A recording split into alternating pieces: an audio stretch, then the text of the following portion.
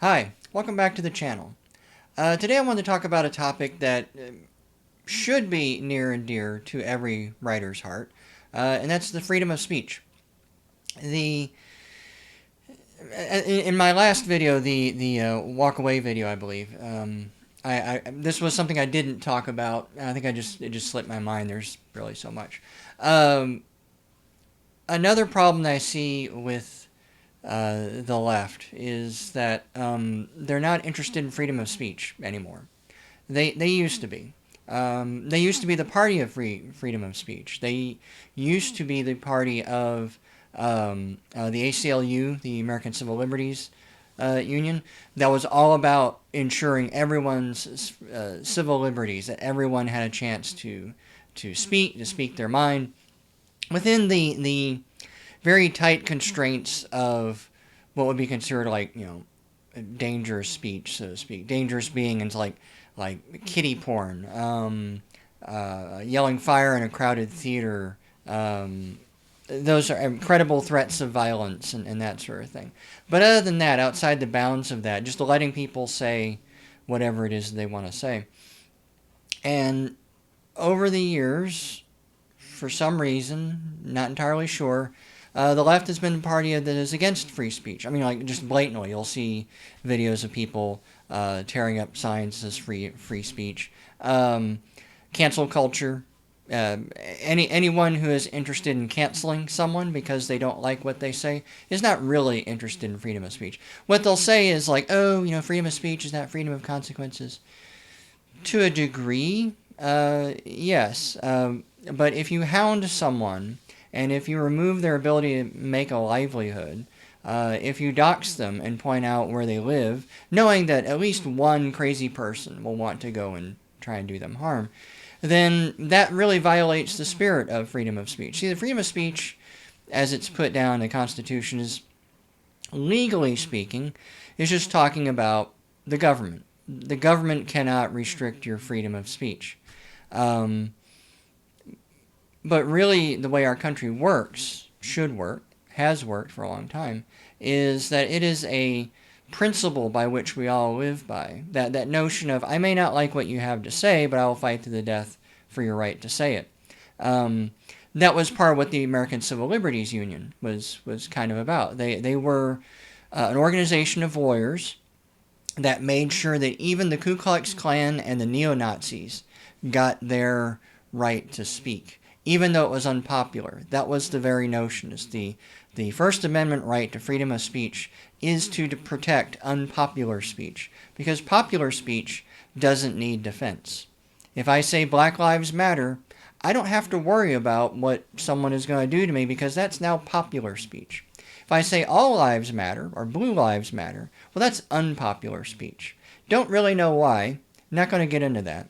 But it is still unpopular speech, and so we need the First Amendment and we need that spirit of the First Amendment to say it's okay to say those things. The First Amendment wasn't put into place so that way we could just talk about the weather. I think that's something Ron Paul said. Is that, yeah, we don't need protection to talk about the weather or popular speech or whatever. And unfortunately, I see the freedom of speech more and more under attack. Not directly. Um, there's an old song, probably will be the title of this video. I believe it was by Ice-T, or maybe one of his bands. It said, freedom of speech, just watch what you say.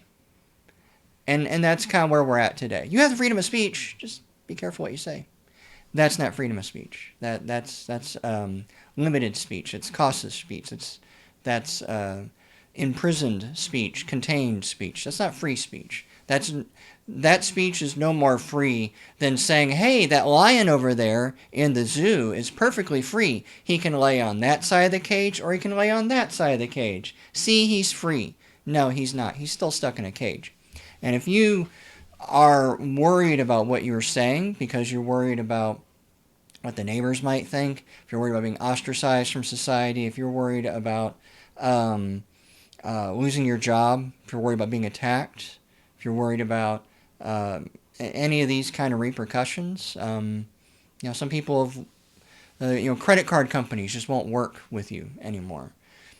In our modern day life, I don't like that this is how our modern day life works, but in our modern day life, if you can't use your debit card, that's a little bit like saying you can't have food, because our monetary system, as much as I dislike it, is the lubrication by how we work. It's not even noon yet, and I've already used my debit card at least 3 times today. You know, and so if that gets stripped away, that's the sort of thing. And there was a time where the left was against this sort of thing. There was a time, especially writers. I think this is why I feel like this is good to put on a writing channel. There was a time where writers band together to talk about freedom of speech. That's why we have banned book month, was to highlight these books were banned. Actual governments didn't want people to read Huckleberry Finn or Catcher in the Rye, or what's another one? I think To Kill a Mockingbird was even, some books are like very benign. We're not talking about like Mein Kampf or anything like that. We're talking about fairly benign books that talk about social issues and are now considered, literary classics. But yeah, they were banned at one time. We highlight those books because we want to point out, in a way, it's sort of like the Holocaust notion of like, never again. Never again will we let books be banned. Never again will we restrict writers from what they say. Never again will we punish people for saying something that's mildly offensive. None of these books were like I said, these weren't Mein Kampf. They weren't like talking about murdering Jews or anything else like that. They were just kind of, in some cases, I'm not even sure why they're banned. Why would you ban To Kill a Mockingbird, assuming that one was actually banned? And so it disturbs me when I see writers who are perfectly fine with cancel culture. And we're starting to see a shift a little bit. I think a few months ago, we saw, J.K. Rowling's and a few other, big time, sort of left leaning writers come out and say, oh, we got to do something about cancel culture. It's so bad. We got to do something about cancel culture. Well, that's because cancel culture finally came for them. And this is the classic sort of. I hate to keep going back to the Nazis, but we keep getting to that. Is that's an old poem of, they came for the trade unionists and I didn't say anything because I'm not a trade unionist. They came for the gypsies. They didn't say anything because I'm not a gypsy. They came for the Jews. I didn't say anything because I wasn't a Jew. And they came for me. There's nobody left. And that's kind of where we're getting at with cancel culture. Is it finally came for J.K. Rowling's, and now she's concerned about it. Now, I guess we should be at least thankful that she decided, to eventually come out against it. But she never should have been for it to begin with. Let's not forget, J.K. Rowling, when Harry Potter came out, Harry Potter would be a banned book. In some places in the Deep South, they hated Harry Potter, so he was promoting witchcraft. He was going to turn kids into little Satanists, and it's super dangerous and we should get rid of it. She already experienced that level of censorship, that level of book banning, that level of cancel culture before we called it cancel culture. So she should know better. I mean, let's be honest. Somebody like J.K. Rowling should fucking know better. So should like Stephen King and all these other authors. Anyone who's ever been a writer, certainly if they're over 40, certainly over 50, they should know better. They lived in the 80s. They lived in the 90s. They lived in the religious right. They lived at a time where a gay person could not just be out of the closet gay because they would have been hounded out of the business, out of the world, and that sort of thing. They should know better, but they don't, because it's their ideology.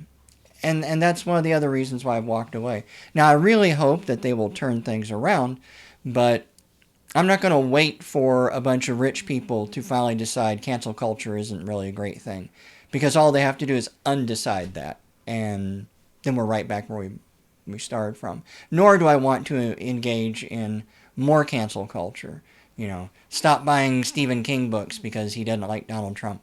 No, if you like Stephen King, read Stephen King. He's still a great writer, and I've read his book on writing, and there's still a lot of great advice in there. There's some advice I don't really like.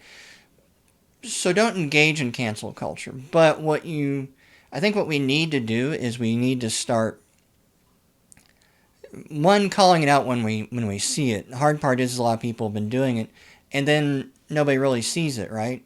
If you complain about Twitter on Twitter, well, they'll just, shadow ban you. No one sees it. Or they'll just delete your account, and then nobody sees it. So you can't really complain about Twitter on Twitter. Nor can you really complain about Twitter on Facebook or Google or, anything, because things will get shut down. So what we have to do is we have to start voting with our feet and voting with our dollars. Every time I see some conservative or libertarian complain about the censorship on Twitter, I ask myself, why are you still on Twitter then? If you don't like the platform, get off.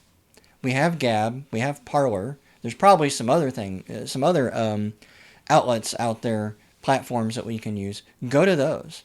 If you don't like the censorship on Facebook, cancel your Facebook accounts. Go to Minds. Minds exists. It's not great. I have issues with it myself too, but it's certainly not Facebook. If you don't like YouTube, go on BitChute or LBRY or Odysee, and we've got this growing list of video platforming sites. You start voting with your feet, and what I mean is don't dual upload like I've been doing, where I will upload this video on YouTube and then I'll upload it on BitChute. What I'm really thinking about doing is just canceling my YouTube account entirely. I get way more views off of BitChute than I do off of YouTube. I will post a video on YouTube and a day on YouTube and BitChute on the same day within minutes of each other. And the next day I will have 3 views on YouTube and I'll have 30 on BitChute. I don't really have that many subscribers. I think last time I checked, I have 11, 10 subscribers, something like that, on BitChute. But people are still finding my content. They're still, I'm still reaching people on BitChute. I'm not reaching anybody on YouTube. I'm starting to think that the time that I upload my videos to YouTube is really just wasted time. And so if enough of us keep voting with our feet and just leave and just go away. Some of my complaints about Donald Trump, you'd complain about Twitter censorship. Get the hell off of Twitter. If Donald Trump had dropped Twitter and moved to something like Gab or Parler, all of his followers would have followed him. All of the journalists, whether they like him or not, would have followed him. All these other celebrities, all these other people who either love or hate Donald Trump, but definitely want to follow him, would have moved off to that other platform, and you would have seen Twitter die. Because nobody's there, I'm not on Twitter. I think I created a Twitter account when I first opened my private practice because someone said that you should, and I didn't see the point. Still don't see the point. I actually don't use Gab or Parler. I'm promoting these sites, even though I think technically I'm on them, but I don't really use them. I just don't see the point of a Twitter sort of thing. I just never got it myself. The other thing you can do for freedom of speech is to use it. If you don't use a right, it tends to go away. It's kind of like a muscle. If you don't exercise your muscles, they go away. I think I saw that in a dentist office too. If you don't take care of your teeth, they will leave you. If you don't pay attention to your teeth, they'll go away. But the freedom of speech is the same sort of thing. I live in Austin, Texas. I am deep in blue territory. Nobody likes me. I don't know if that's an exaggeration or not, but no one likes my political views. I know very few people who agree with me. And I'm not even that crazy, rabid Trump supporter. I'm much more libertarian. Let's let people live their lives, which used to be how it was in Austin. It used to be a left-leaning town, a left-leaning libertarian town. Now it's like little California. Thank you, Californians, for moving here. But I still wear my Trump mask when I go out to the grocery store. I want people to see it. I still post. I still make videos like this. I still put it out there. If you don't use your freedom of speech, it will go away. Eventually someone will just take it from you and you won't even notice it. And it's been happening. It's been slipping. And that's why we need to do something about big tech. And we can't wait for Congress to do anything because they're not going to do anything. They all get money. This is both sides of the aisle, the left and the right. They both get money from these big tech corporations. My guess is the big tech corporations have a lot of dirt on these people as well. They have not dirt on them, dirt on family members. You know, Ted Cruz, for instance, might be above board, but I don't know. Does Ted Cruz have a nephew that likes to buy weed on Facebook? Wouldn't it be, you know, embarrassing for Mark Zuckerberg to kind of release that information? They all have Facebook accounts. They all have Facebook pages. They all have Twitter accounts and stuff like that. So and they know that that's a great way to reach their voters and raise money and stuff. And so they're going to throw a fit about, you know, these big tech sites. And the big tech sites are just going to show up and they'll nod and, oh, yeah, we're working on that. We're working on it. They're not going to do anything because they know Congress is not going to do anything. The moment that Congress actually looks like it's going to do something about the censorship of big tech, then you'll see big tech fire back, and it'll be really hard and really ugly. Until that happens, they're in bed together. So really the only thing that we can do as individuals is, one, use sites exclusively. Like I said, I'm really thinking about just not even uploading to YouTube anymore. But like I'm off Facebook now. All I use is Minds. I'm thinking about moving to BitChute. I might even look into some of these other video hosting sites. I haven't really used those.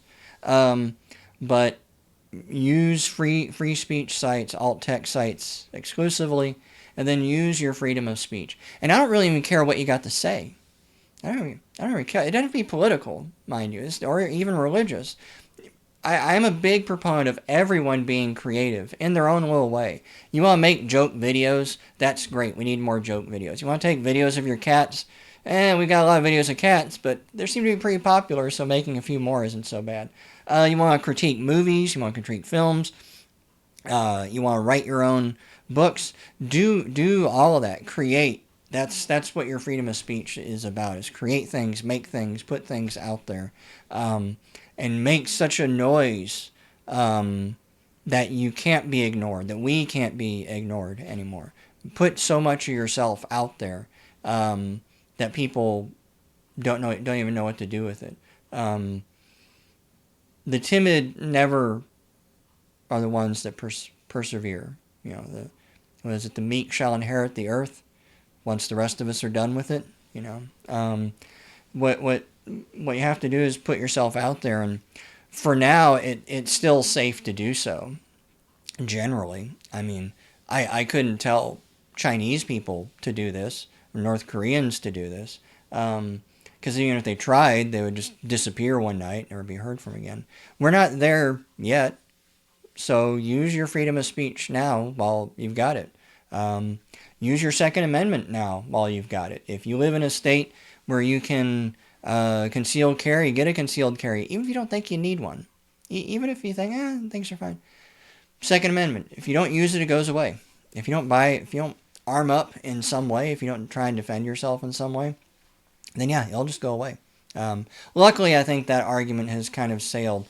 We've had record number of gun sales over the past 6 months since this pandemic started. So I think that argument has kind of set sail. Although guaranteed the Democrats will bring it back up again. But anyway, this was a very long, rambly video.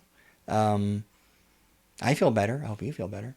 But anyway, speaking of creation, down below you'll see links to all my books. I write fiction. I write nonfiction.